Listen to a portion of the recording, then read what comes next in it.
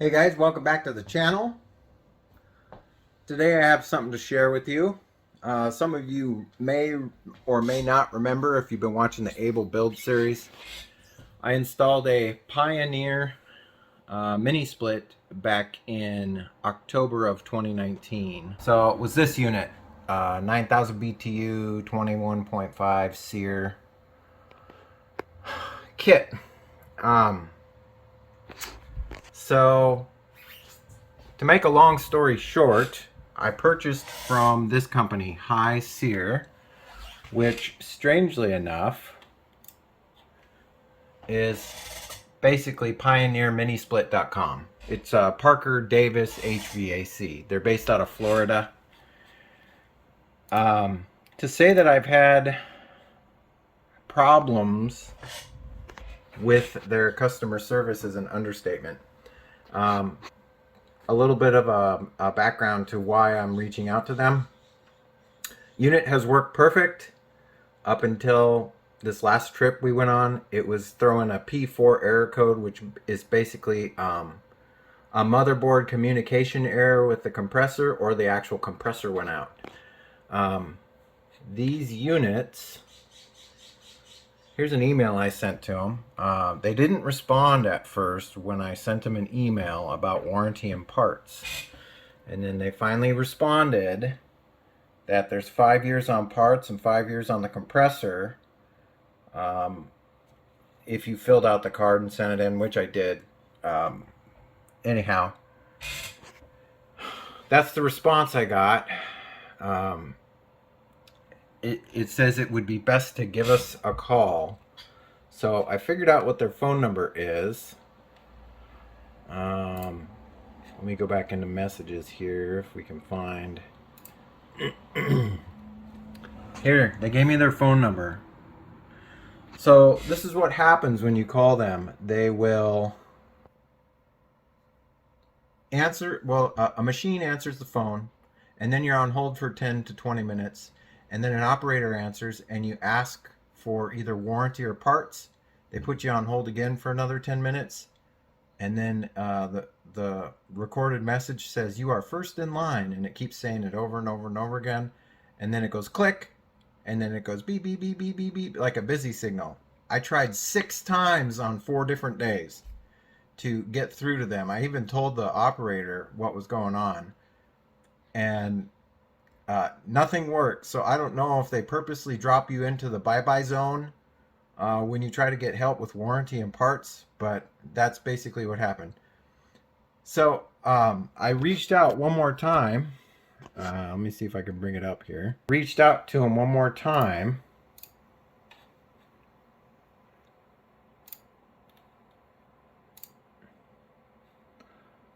And I let them know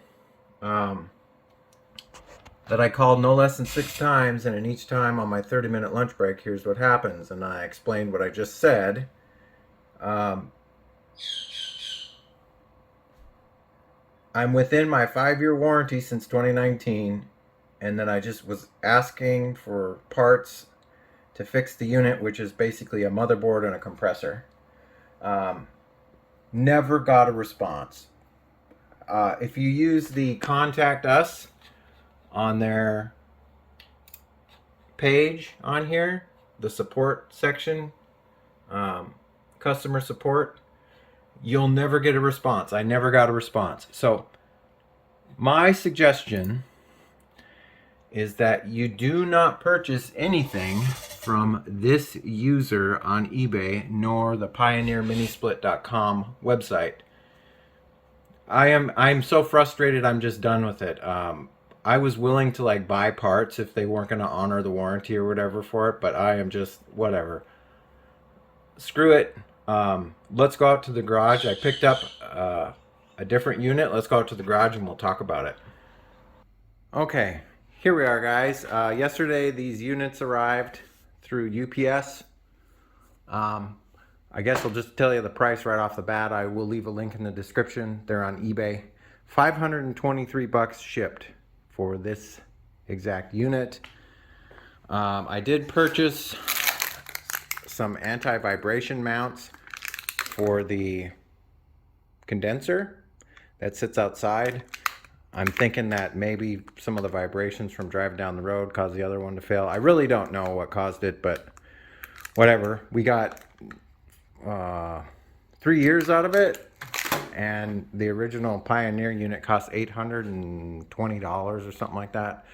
So I feel like I got, you know, my use out of it.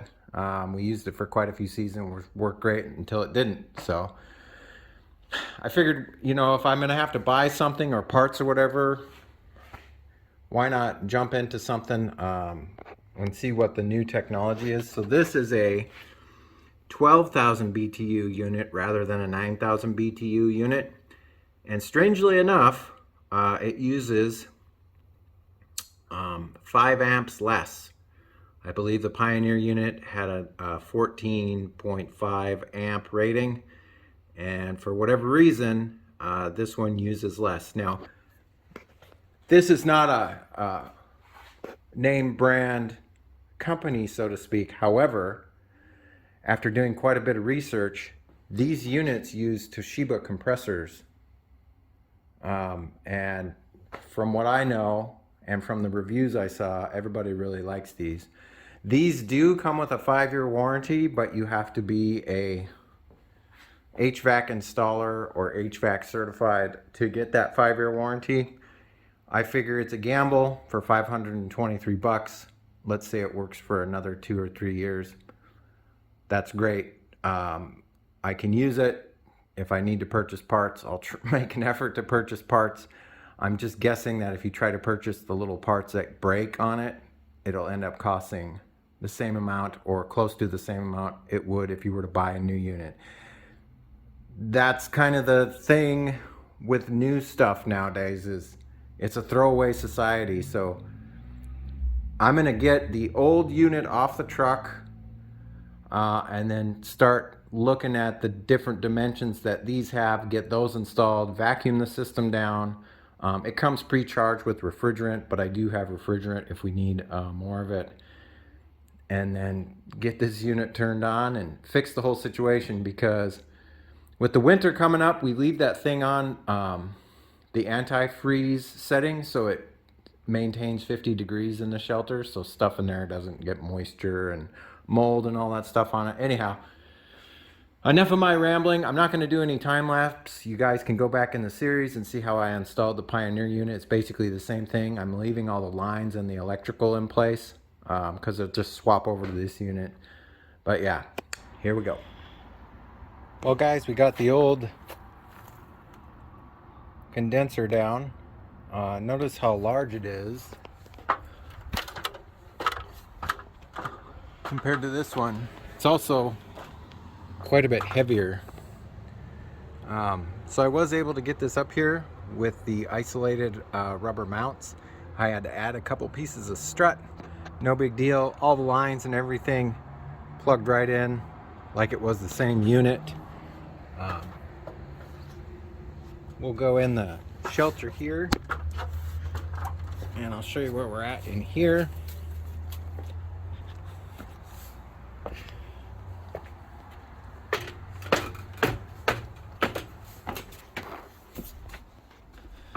So here we are.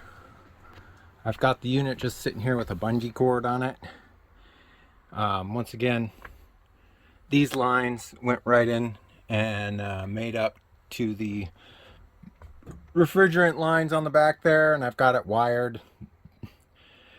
I will need to find an extension for this or create an extension, one of the two. So that'll be the next task. I am going to vacuum down the system right now to test it for leaks, and then we can move forward, get this thing mounted, get all these lines tie wrapped into place, all that good stuff. So yeah, moving right along. Here we are. Got everything put back together. I'm really surprised at how quiet this unit is and how much lighter it is compared to this old Pioneer unit. It's very surprising. I'm also very surprised at how efficient it is. It doesn't run for very long, and it gets the shelter cooled down right away. So now I'm really curious how well the solar is going to handle it. I only have an 1800 watt inverter. It's been extremely reliable, and it had no problem running the Pioneer. But like I said, this is a 12,000 BTU unit. So what I'd like to do is show you guys the amps that we're currently drawing, which is probably from the refrigerator or something like that. Is that what's plugged in? Nope, it's probably the chargers. So this strip that's in here is probably turned on, which is fine. We can turn that off and it'll still float at an amp. What it probably is the standby for this unit. But let's turn it on. I've got it set to 65 degrees and it is currently 71 in here, so it's going to try to do something. So let's turn it on and see what happens with the solar. It's very cloudy today too, so I just turned the unit on. We're ramping up. Looks like we're getting up to almost 700, 800, 1,000 watts right there.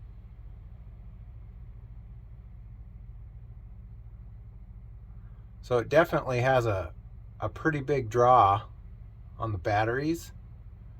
However, like I said, it's really cloudy today. I believe the Pioneer was around the same when it first started up. And then when it went into float mode, which is probably what's going to happen with this one, it ramps the compressor down.